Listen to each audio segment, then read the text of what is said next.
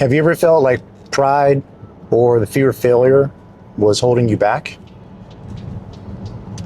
I know I have. And man, I am still learning that about myself, and I'm still learning many lessons that there are to take away from it.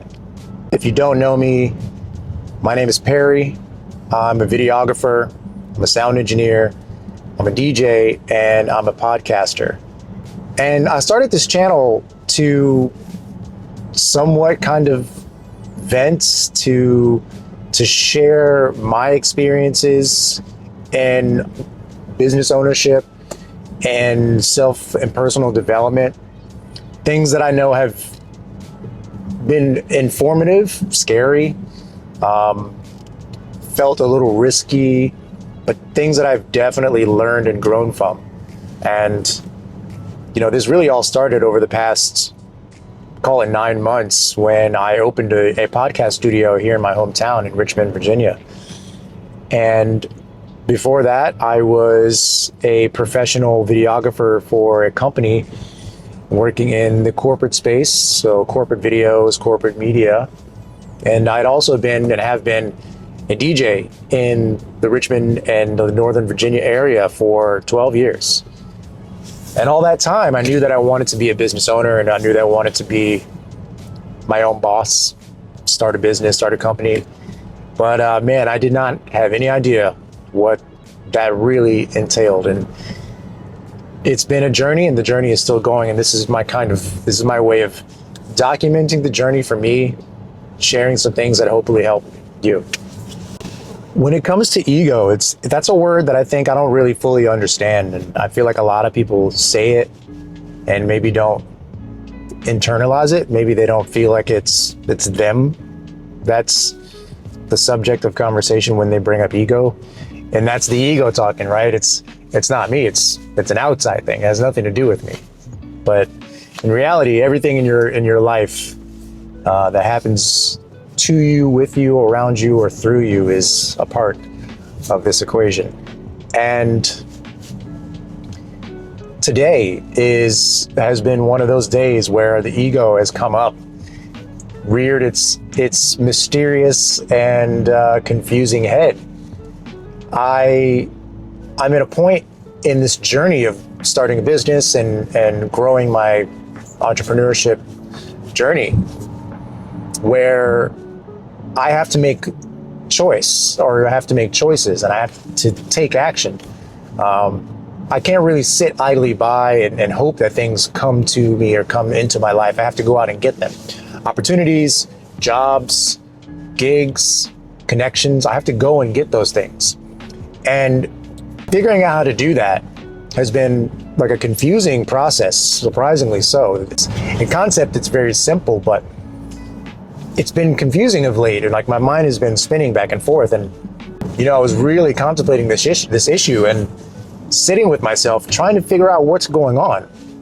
It feels like I'm being pulled in all these different directions, and it also feels like the thing that I know that I need to do, I shouldn't have to do because of my experience, because of who I have become, who I've grown to be. And I'm coming up against this wall of pride. I'm too proud to do these things, or I shouldn't have to do these things. And the ego is it was surprising, because I like to think that I'm, fully formed, grown, well-informed person, but here I am coming up against these fundamental developmental things, and it was an eye-opener. So I wanted to come on here and talk about that. I mean, these things show up in everyday life. For me, and I'm guessing for lots of people out there, whether it comes to the way you dress, how free or how conservative you feel like you can dress, or when it comes to what you choose to do in your social life, who you choose to hang out with, where you choose to go.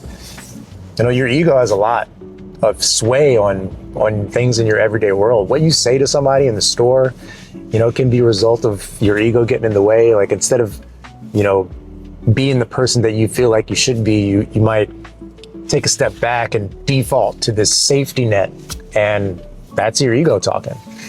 And a lot of the times, recently for me at least, when I notice that these things are going on, first of all, pat on the back for being a little cognizant of my own situation. It takes a long time to get there, but it's always worth it to recognize it first, recognize it in yourself so you can then work on it. One of the steps that I have today, I've been trying to adopt or co-opt, I guess, from another part of my life is the just do it kind of mentality, like the 2-minute rule or the just say F it and get it done. For example, I needed to make some connections. I needed to get some leads for my freelance work. It's tough out here, starting from scratch and building that network. And a radical approach, which is scary and uncomfortable, was to go out and actually talk to people, knock on doors, so to speak, but go to businesses, introduce myself, introduce my business, and offer to provide a service for them. Something that I never, ever wanted to do. I hate sales, or at least I used to. And it's super uncomfortable.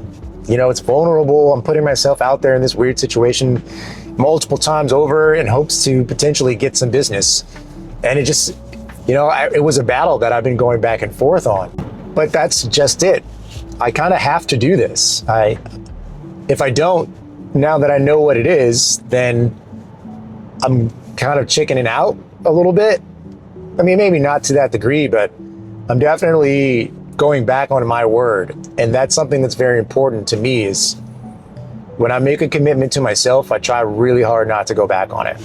And the takeaway for this, and I'm still waiting for the payoff, which the payoff, hopefully, very likely, will be more clients, better leads, and some, consistent income, consistent revenue source for this business. But the payoff is yet to come. My takeaway, though, is I have a lot more work to do than I thought. But that's not a bad thing. It means that I'm well on my way on this journey. And it means that the juice is worth the squeeze, so to speak. If I can get through this, if I can make this work, that's something to truly be proud of. There aren't a lot of opportunities in your life to do something to be truly proud of when it comes to personal development. A lot of people are okay taking the safe route, taking the job, taking the steady paycheck, taking the insurance, taking the 401k, taking regular raises in the break room and the water cooler conversations. That's the safe route. But you don't have an opportunity to really truly test yourself, to really find out what you're made of and what you can achieve, what you can overcome. And those moments, like this situation that I'm in right now, like it's scary, it sucks, it's very uncomfortable, it's causing me a lot of stress and anxiety, but I know that it's worth it. I do. The payoff, the juice is worth the squeeze. So my message to you, if it resonates at all, if this sounds anything like something that you've maybe dealt with on any scale, small scale, big scale, personal, professional, to take note of it. Like when it happens, take a minute, think about it, reflect on it, think about what that really says about who you are at that current moment. If it makes you feel uncomfortable, that's probably a good thing.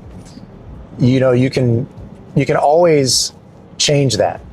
If it makes you feel scared and uneasy about what's to come, that's also probably a good thing. It's an opportunity for you to grow. And our growth doesn't always feel good. Oftentimes, it feels bad, straight up just bad. But when the bad is over, it feels incredible. And you can look back and be so proud of yourself.